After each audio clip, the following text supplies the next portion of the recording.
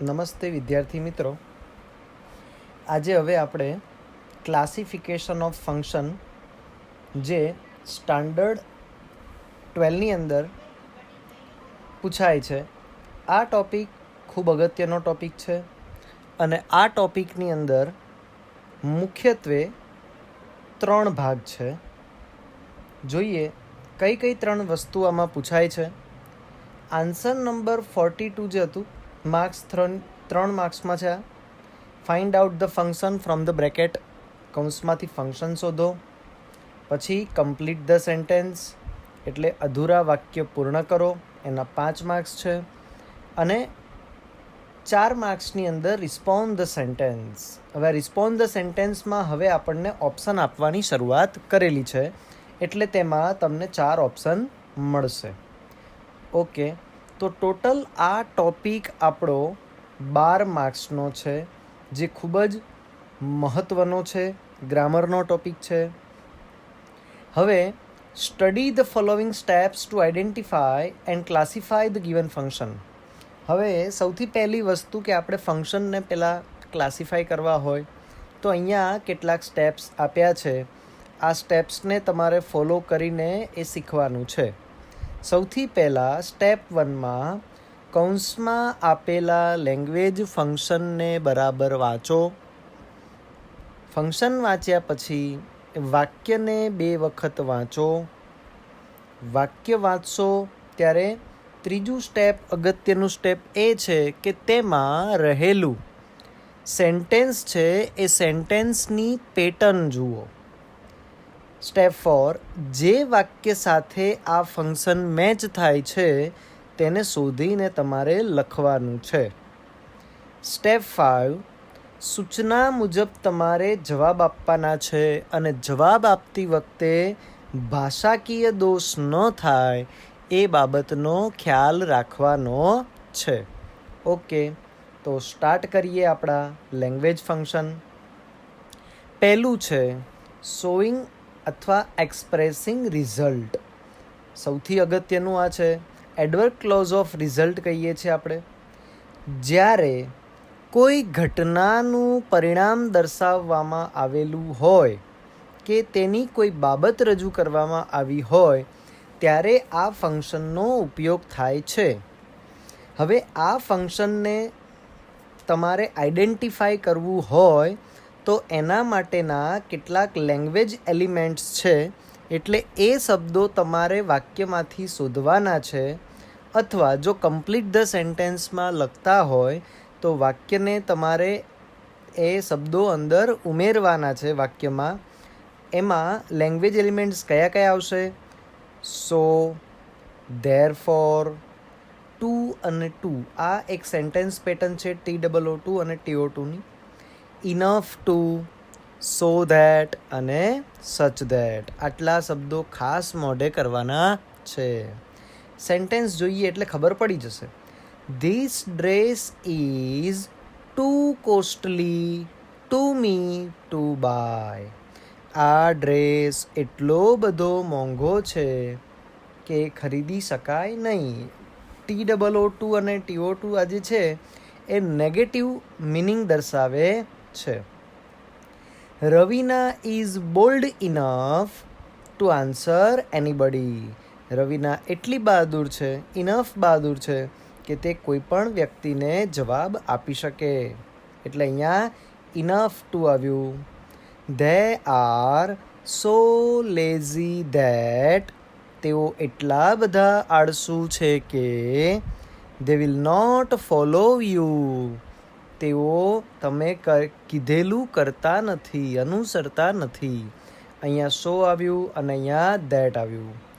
માયા is ઇલ. માયા બીમાર છે. સો she was hospitalise.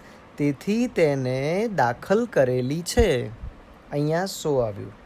બીજું જોઈએ એટલે આ ફંક્શનમાંથી લેંગ્વેજ એલિમેન્ટ્સ ખાસ કરવાના. સેન્ટેન્સ કયા પ્રમાણેનું આવશે એ ખાસ ધ્યાન રાખવાનું છે. બીજું, talking about people, talking about place અને ટોકિંગ અબાઉટ થિંગ. એટલે people, place and thing in relation two something. એને રિલેટિવ ક્લોઝ કહેવાય છે. જ્યારે કોઈ વ્યક્તિ, કોઈ સ્થળ કે કોઈ ચોક્કસ બાબત સાથે સંબંધ રજૂ કરવામાં આવતું હોય ત્યારે આ ફંક્શનનો ઉપયોગ થશે. આ લેંગ્વેજ ફંક્શનની અંદર લેંગ્વેજ એલિમેન્ટ તરીકે such as, the same as, almost, the same, almost the same એમ, like, alike, unlike, similar to, differs, differ from જેવા શબ્દો તેમાં આવશે. પહેલું એક્ઝામ્પલ છે અનલાઇક નાના, નાની gets up early in the morning. એટલે અહીંયા શરૂઆતમાં શું આવ્યું? અનલાઇક. નાના કરતાં નાની સવારમાં વહેલા ઉઠે છે. લાઇક ગાંધીજી, અહીંયા શરૂઆતમાં જ લાઇક આવ્યું. Sardar Patel believed in non violence. Sardar Patel અહિંસામાં માને છે. હી ઇઝ સચ અ મેન એઝ, અહીંયા સચ એઝ આવ્યું. You are told to me, આ એવા જ વ્યક્તિ છે જેવા તમે મને કહ્યા હતા. This movie of Amitabh is similar to that Akshay Kumar's movie. આ મૂવી જે અમિતાભનું મૂવી છે એ અક્ષય કુમારના મૂવી જેવું જ છે. અહીંયા સિમિલર ટુ શબ્દ અંદર મૂક્યો છે. અવર વ્યૂઝ આર ક્વાઇટ અલાઇક. અમારા વિચારો તદ્દન મળતા આવે છે. અહીંયા અલાઇક શબ્દ આવ્યો. નરેન્દ્ર મોદી ઇઝ અથવા Modi thinking is different from Rahul Gandhi. અહીંયા ડિફર ફ્રોમ છે, સોરી. આ શબ્દ એ લેંગ્વેજ એલિમેન્ટ્સમાં અહીંયા આપણે આપ્યો છે ડિફર ફ્રોમ, કે નરેન્દ્ર મોદીનું થિંકિંગ રાહુલ ગાંધીના થિંકિંગ કરતાં અલગ છે. ઓકે. ત્રીજું જોઈએ expressing manner of an action, એટલે રિલેટિવ ક્લોઝ ઓફ મેનરમાં આવે છે. જ્યારે કોઈ એક વ્યક્તિ બીજી વ્યક્તિની જેમ જ કોઈ કાર્ય કે ક્રિયા કરતો હોય ત્યારે તે ક્રિયાની રીત દર્શાવવા માટે આ ફંક્શનનો ઉપયોગ થાય છે. તેમાં લેંગ્વેજ એલિમેન્ટ્સ તરીકે એઝ અને લાઇકનો ઉપયોગ થાય છે. જોઈએ એક્ઝામ્પલ. આમાં બે જ લેંગ્વેજ એલિમેન્ટ્સ છે.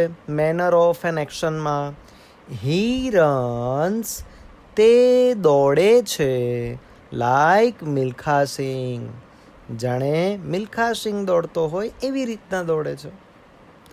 I work as I am told, હું જેમ કહું છું એમ જ કામ કરું છું.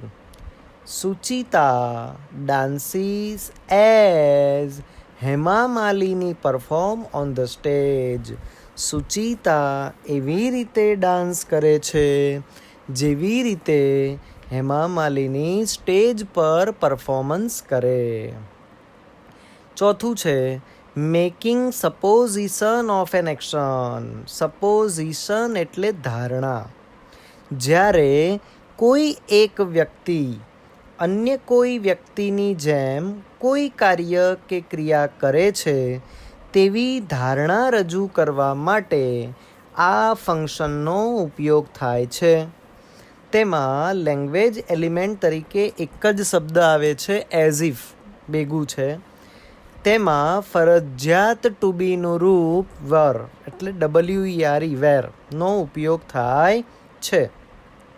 પહેલું હી વોક્સ, તે ચાલે છે, એઝ ઇફ હી વેર રજનીકાંત, અહીંયા વેર છે જુઓ, જાણે એ રજનીકાંત ના હોય, ની જેમ એટલે આ ધારણા છે. આ હી સ્પીક એઝ હી વેર અમિતાભ, તે એવી રીતે બોલે છે જાણે અમિતાભ હોય.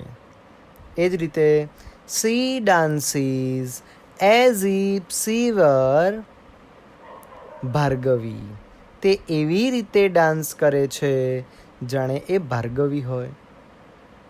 She screamed as if she had seen a dreadful dream. Screamed એટલે ચીઝ પાડવી.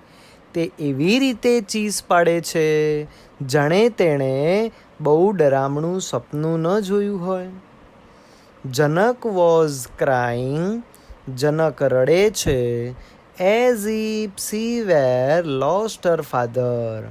જાણે એણે એના પિતાને ગુમાવ્યા હોય, એટલે એના પિતા મૃત્યુ પામ્યા હોય. એના પછી 5મું છે ડર નોટ ઇમ્પોર્ટન્ટ, અથવા બીજું એક આપ્યું છે બાજુમાં describing process.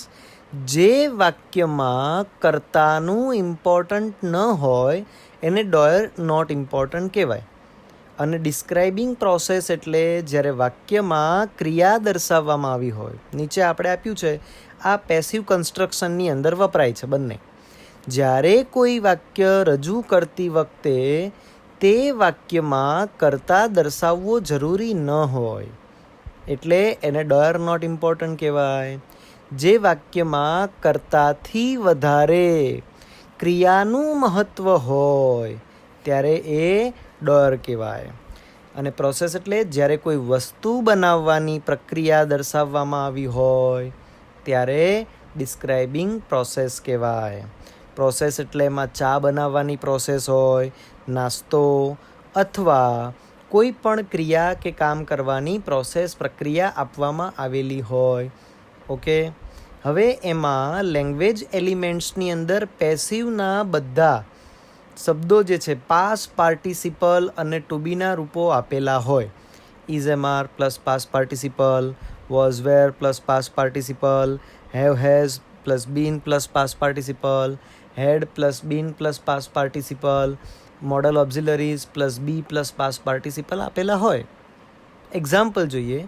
The match is won second time. હવે અહીંયા કોઈ કરતા નથી, બીજી વખત મેચ જીતી ગયા. અહીંયા કોણ જીત્યું છે એ આપ્યું નથી એટલે આમાં કરતા છે નહીં. બીજું, the Arjun award was given to Dhoni last year. Arjun award ગયા વર્ષે ધોનીને આપવામાં આવ્યો. હવે અહીંયા કોણે આપ્યો છે એ આપેલું નથી. 2 spoon sugar is added to prepare lemon juice. જુઓ, અહીંયા આપણને લીંબુ શરબત બનાવવાની પ્રક્રિયામાં ખાંડ ઉમેરો એટલે એ પ્રક્રિયા આપેલી છે. એના પછી 6થું છે કનેક્ટિંગ ઇન્ફોર્મેશન. એટલે અંદર આપ્યું છે યુઝ ઓફ કન્જક્શન કહેવાય, એને કનેક્ટર્સ પણ કહેવાય છે, સંયોજકો કહેવાય. જ્યારે એકથી વધારે વાક્યમાં રજૂ કરવામાં આવેલી માહિતી કોઈ ચોક્કસ કન્જક્શન એટલે કે સંયોજક દ્વારા જોડવામાં આવેલી હોય અને અર્થપૂર્ણ વાક્ય બનાવવામાં આવ્યું હોય ત્યારે આ ફંક્શનનો ઉપયોગ થાય. તેમાં અલગ અલગ સંયોજકોનો ઉપયોગ થાય છે. આ સંયોજકો ઉદાહરણ તરીકે અહીંયા મેં આપ્યા છે.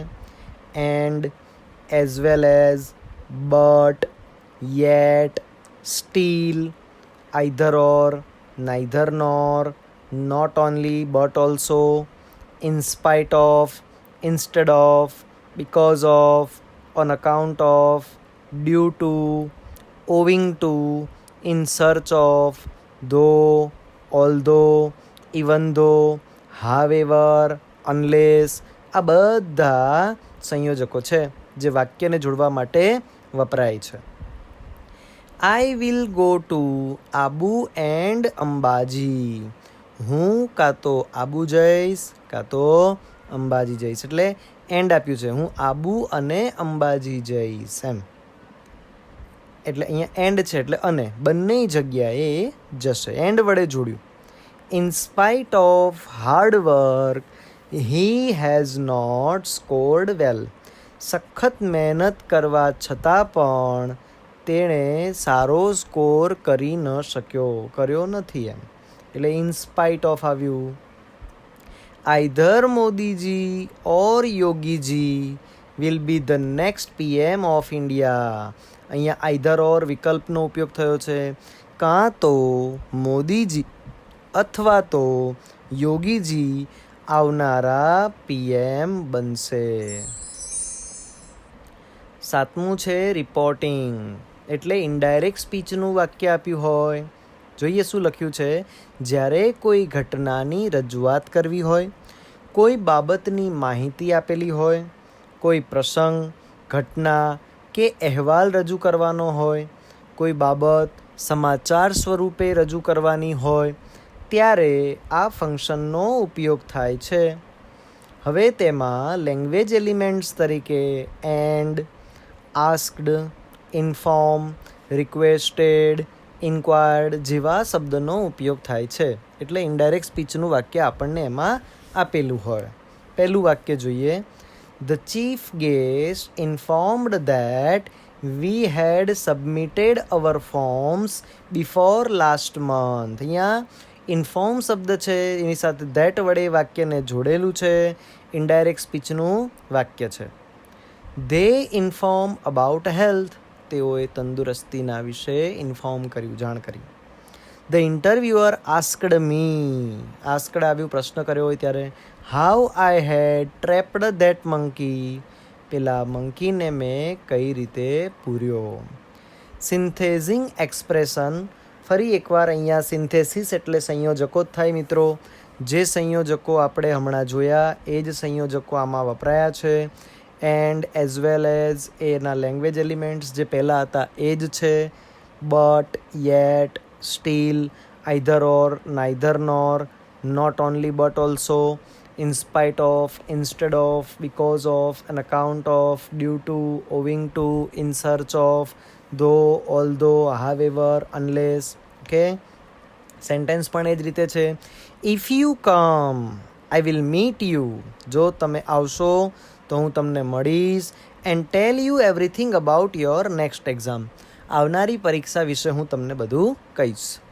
આઈ met a doctor at the station on last Sunday. હું ડૉક્ટરને સ્ટેશને મળ્યો. ક્યારે? લાસ્ટ સન્ડે, ગયા રવિવારે. Though he works more he earn less. જો કે હી વર્ક્સ મોર, તે સખત કામ કરે છે, છતાં પણ તે ઓછું કમાય છે. ઓકે, ચલો એના પછી comparing people, place and thing, relation two something. Comparing people, place and thing, વસ્તુ, વ્યક્તિ કે સ્થળની તુલના અન્ય કોઈ વસ્તુ, વ્યક્તિ કે સ્થળ સાથે કરવામાં આવે ત્યારે વપરાય.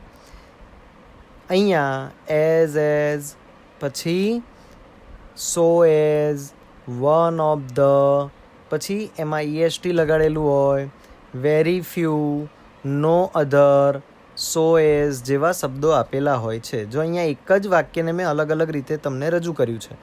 Ajay is as tall as Kiran. Ajay એ કિરણના જેટલો જ ઊંચો છે.